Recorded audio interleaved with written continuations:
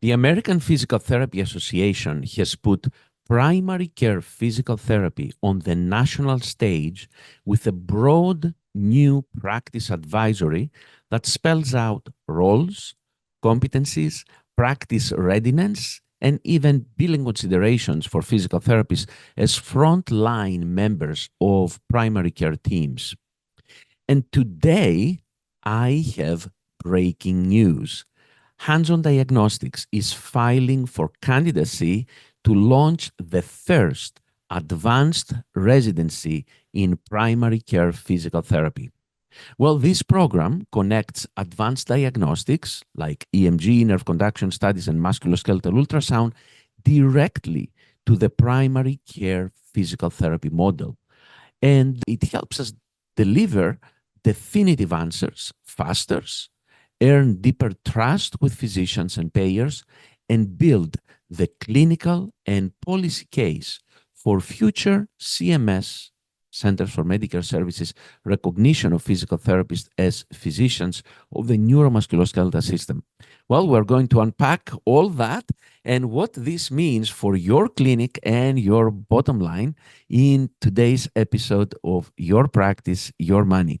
See you in a moment.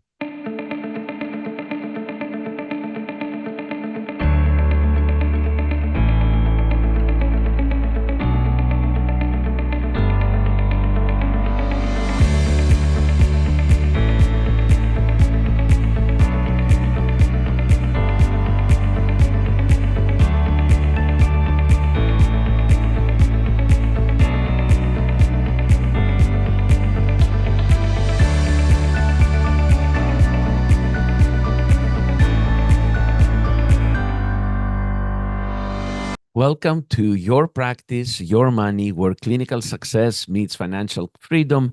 And I'm Dr. Dimitrios Kostopoulos, your host. And before we dive in, take 2 seconds, please, to subscribe to Spotify, Apple Podcasts, Google Podcasts, Amazon Music, wherever you listen our podcast every week. And go to yourpracticeyourmoney.com for additional resources. Also, send a note to your friends, send an email to your friends, a text message, friends or colleagues about our podcast so that they can join and also get the benefits that you get when you watch. Today's episode will do 3 things. First of all, we're going to clarify what primary care physical therapy, PCPT, is and how it's going to not just replace direct access with a new name, but it is something distinct and different than that. Also, we're going to explain why diagnostics are non-negotiable for delivering this model at a primary care standard.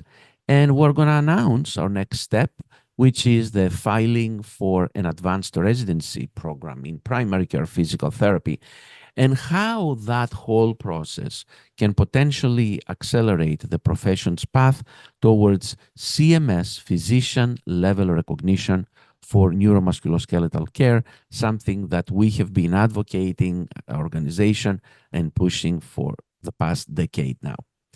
Let's define it clearly. Primary care physical therapy is a care delivery model in which physical therapists provide first contact, integrated, and ongoing services as part of the primary care team. It can include wellness and prevention, triage, diagnostic decision making, management, and referral coordination with explicit guidance around practice readiness, education, and billing in the American Physical Therapy Association's new advisory. So this is not simply we have direct access in our state. Direct access is a legal route for physical therapists to see patients directly without needing a physician's referral. While primary care physical therapy is a systems level model embedded in primary care pathways. Think access standards, quick triage windows, red flag, green flag protocols, and intentional team integration. What changed? Two things. First, American Physical Therapy Association's House policy in 2024 advanced the framing of physical therapists possess clinical expertise for conditions commonly seen in primary care settings and improve the health of society in these roles. Secondly, the 2025 advisory put out a practical blueprint so owners and clinicians can get practice ready. Direct access opens the door. Primary care physical therapy furnishes the room with triage, diagnostics, and team-based pathways. And the performance and delivery and decision making with the utilization of diagnostic testing is right up there together with primary care physical therapy. So here is the crux. Primary care physical therapy cannot really exist without diagnostics. In primary care, the difference between a guess and a decision is actual data, true and accurate data. When you integrate in your practice electromyography, nerve conduction studies, musculoskeletal ultrasound, you transform time to diagnosis, eliminate unnecessary steps, and give PCPs and payers confidence that the right thing is happening first. What does it look operationally? Well, first of all, let's talk about access and triage. You reserve same day or next day slots in several minutes, 15, 20, half an hour, screen, short, and either manage, test, or escalate. So you look at red flags. You have scripted pools for imaging or medical referral, diagnostics, tighten those calls. So you offer then on-site diagnostics when a patient presents with, let's say, radicular symptoms or focal weakness or numbness and tingling. You can perform EMG nerve conduction studies to confirm neurogenic involvement. Or if there is a shoulder problem, let's say, or a knee pain, MSK ultrasound to visualize the tendons, the muscles, any muscle tears or entrapments of nerves. And that is something you do at point of care today, not in 6 weeks. So patient comes in, you triage them, you perform the testing at point of care, and you know instantly exactly what is going on with that patient without the patient have to wait for weeks and weeks and weeks to get a clear answer of their condition. PCPs want to have definitive inputs, and diagnostics let you hand to them objective findings, not just a narrative assessment. And also, from a financial point of view, diagnostics can be an immediate value driver for your practice. They reduce unnecessary external referrals, they increase appropriate utilization, and anchor payer conversations around total cost of care, not just care at the silo of physical therapy, but total cost of care because you are going to be handling the diagnostic component also. APTA's communications around the advisory emphasize that primary care physical therapy is about roles, competencies, and billing readiness, exactly where diagnostics provide structure and clarity. Now, our big announcement, hands-on diagnostics, which as you probably already know, we offer a residency in electrodiagnostics and a fellowship in MSK ultrasound. We are filing for candidacy to establish the first advanced residency in primary care physical therapy. This is the next logical step after a decade of building PT-led diagnostics and training infrastructures. So what the residency will do, it will integrate our advanced clinical electrophysiology and musculoskeletal ultrasound training into a unified primary care aligned competency pathway. It will prepare physical therapists as first contact diagnosticians for neuromusculoskeletal conditions, like from triage to definitive testing to management and referral.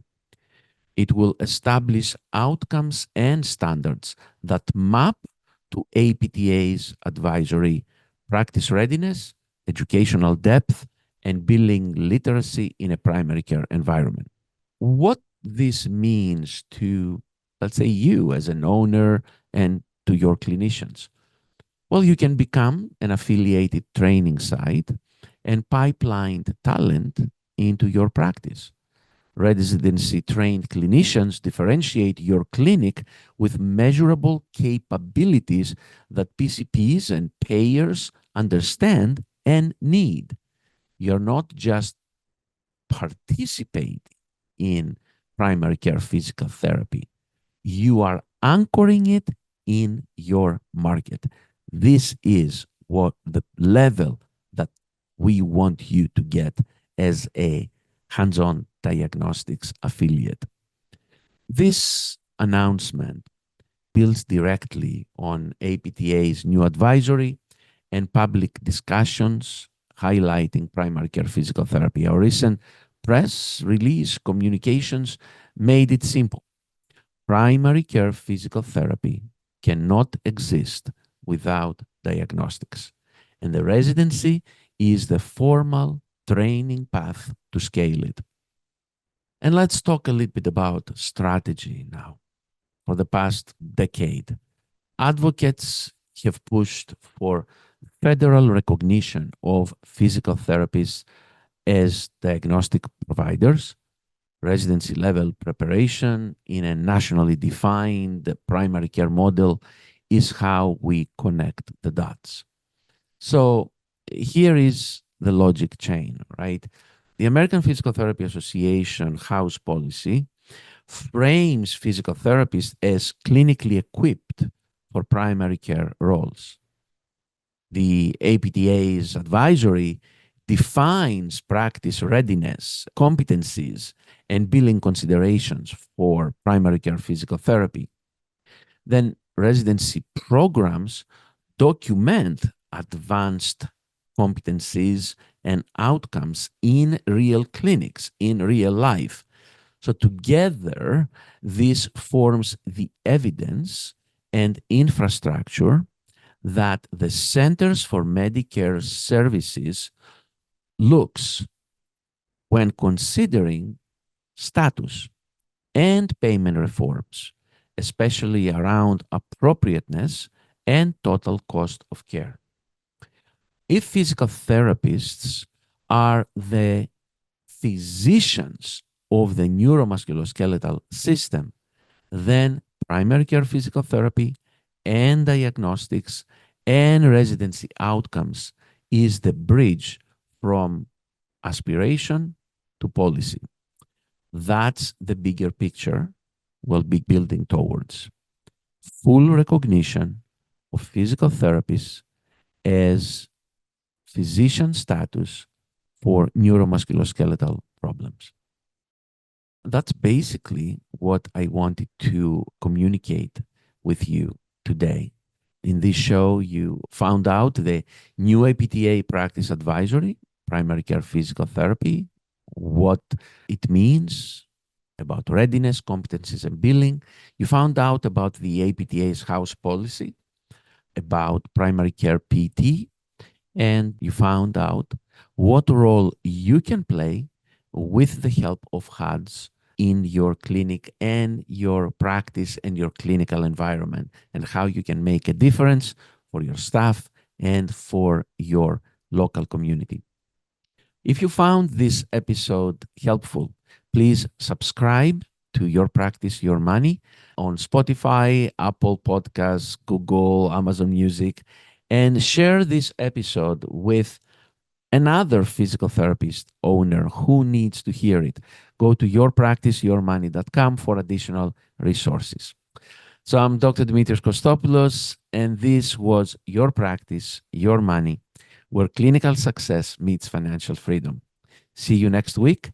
And until then, keep building clinical success and financial freedom. Take care.